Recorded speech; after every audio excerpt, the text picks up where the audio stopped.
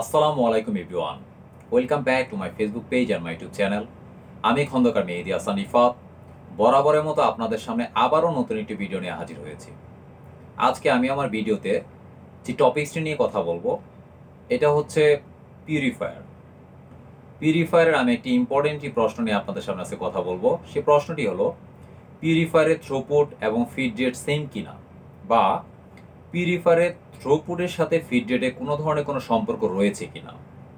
এই বিষয়টি নিয়ে আপনারা অনেক সময় বিভিন্ন পরীক্ষায় বা যে কোনো টাইমে আপনারা এটা নিয়ে কনফিউশনে ভুগে থাকেন। আমার এই ভিডিওটি শেষ হওয়ার আগ পর্যন্ত আপনারা দেখতে থাকুন। আশা করি আমার এই ভিডিওটি দেখতে থাকলে আপনাদের এই ধারণাটি ক্লিয়ার হয়ে যাবে। প্রথমেই আমি আমার পিউরিফায়ারের ফিড রেট নিয়ে কথা বলবো এবং থ্রুপুট নিয়ে কথা বলবো, এবং তাদের সংজ্ঞা অনুযায়ী আমি সেগুলো সুন্দর করে বিশ্লেষণ করে বুঝিয়ে দিব। কেউ যদি আমার ফেসবুক পেজটি ফলো না করে থাকেন তাহলে আমার ফেসবুক পেজটি ফলো দিয়ে আমার পাশে থাকবেন, অথবা আমার ইউটিউব চ্যানেলটি যদি কেউ সাবস্ক্রাইব না করে থাকেন অবশ্যই সাবস্ক্রাইব করবেন, এবং আমার এই ভিডিওটি যদি আপনাদের ভালো লেগে থাকে অবশ্যই ভিডিওটি শেয়ারের মাধ্যমে আমার পাশে থাকবেন। ফার্স্টে বলবো পিউরিফায়ারের feed rate. What is feed rate? Feed rate হচ্ছে আমাদের পিউরিফায়ারে যে অয়েলের ইনলেট প্রেশারটি রয়েছে, এটাই হচ্ছে পিউরিফায়ারের ফিড রেট। অর্থাৎ according to our daily consumption আমরা পিউরিফায়ারে একটা ফিড রেট মেনটেন করে থাকি। যে ফিড রেটটা মেনটেন করে থাকতেছি এটা নর্মালি হচ্ছে আমাদের ডেইলি কনজাম্পশনের অনুপাতে আমরা এটা মেনটেন করে থাকি। সাপোজ আমাদের আইডিয়াল ফিড রেট মেনটেন করার যে ধাপটি রয়েছে সেটা হচ্ছে আমরা নর্মালি 110% ফিড রেট আমরা নর্মালি মেনটেন করে থাকি। সাপোজ আমাদের জাহাজে প্রতি আওয়ারে ডেইলি কনজাম্পশন হচ্ছে 1000 লিটার, তাহলে এর 110% হচ্ছে 1100 লিটার। অর্থাৎ আমাদের যদি 1000 লিটার কনজাম্পশন হয়ে থাকে তাহলে আমরা পিউরিফায়ারে ফিড রেট অর্থাৎ সাকশন প্রেশার আমরা এই ফিড রেটটাকে 1100 লিটারে মেনটেন করে থাকব।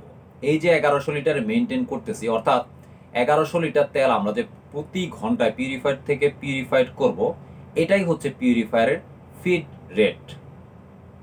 এখন আমি কথা বলবো পিউরিফায়ারের থ্রুপুট নিয়ে।